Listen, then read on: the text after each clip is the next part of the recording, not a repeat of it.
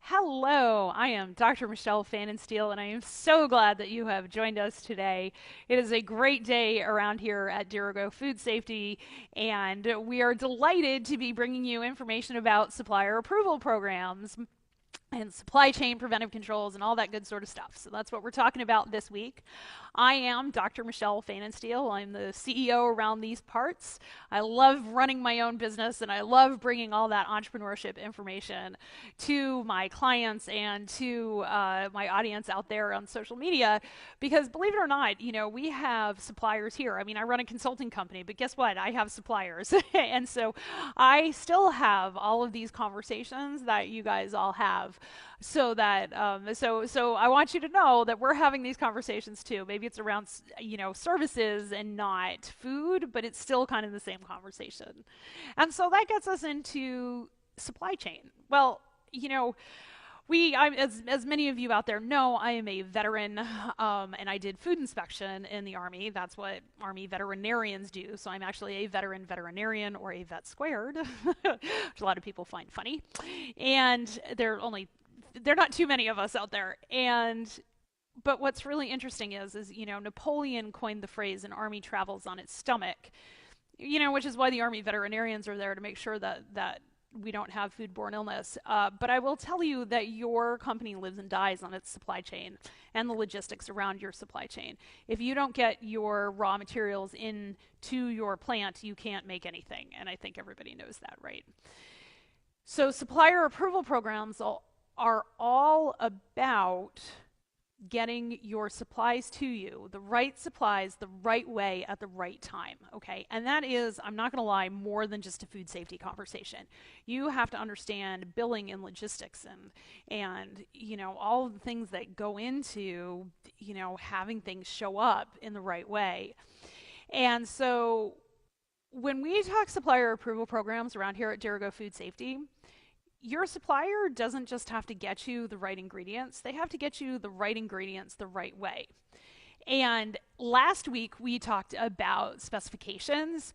I really recommend that when you are buying in supplies, you ask for specifications, okay? If your supplier doesn't have specifications, develop specifications for them, okay, and say, this is what I want to buy. If you are buying pork bellies, all right, you're buying Berkshire pork bellies, you don't want to buy commodity pork bellies, okay, that have 7/8 of an inch of fat on it and no more, no less, okay? You want Berkshire pork bellies that are going to have a different marbling and a different fat cap because that helps you make the bacon that you want to make, okay? If you are out there and you're making bread and you want to buy locally milled flour, that flour is going to have a different set of characteristics than Gold Star flour that you then buy at the grocery store, okay? So you have specifications for your raw materials, and what I'm telling you to do is write them down. Go to the video last week and everything that I talked about for your finished product, think about for your incoming product, okay? That's the first step in supplier approval is, do you know what you are buying from them? The next step in supplier approval is to talk to them. Find out how they do food safety and logistics, okay? Do they bill you well? Are they easy to pay? Everybody's been in organizations where you're like, could you please take my money because I would really like to get this bill paid? And they don't have the capacity to do it, which is really sort of a pain. Okay. Don't you be that person either for the next step in the demand chain that you're creating. All right. But make sure that all of those things are working. Be able to talk food safety with your supply chain. Everybody needs to be having this conversation, okay? And if you are calling them and you say, hey, I want to talk to your QA department, I want to talk about your food safety, and they say, well, I don't have a QA department, isn't that food safety stuff all a load of those are potentially not the people that you want to be dealing with. Food safety is a reality. Recalls are a reality. It's, when you're going to get recalled, not if you're going to get recalled. Even if it's not your fault and it's coming through your supply chain, you got to be able to talk food safety with those folks. Okay.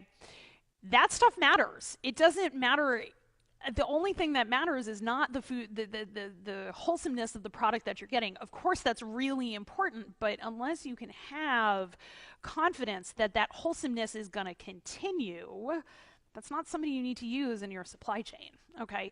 And supply chain programming is about trusting but verifying. It's going back and saying, okay, this is what I asked for. These are the specs that I asked for. Are you meeting it? How do I know that you are meeting it? You know, when we're in preventive controls, over in preventive controls, there are ways that we do what's called supply chain preventive controls.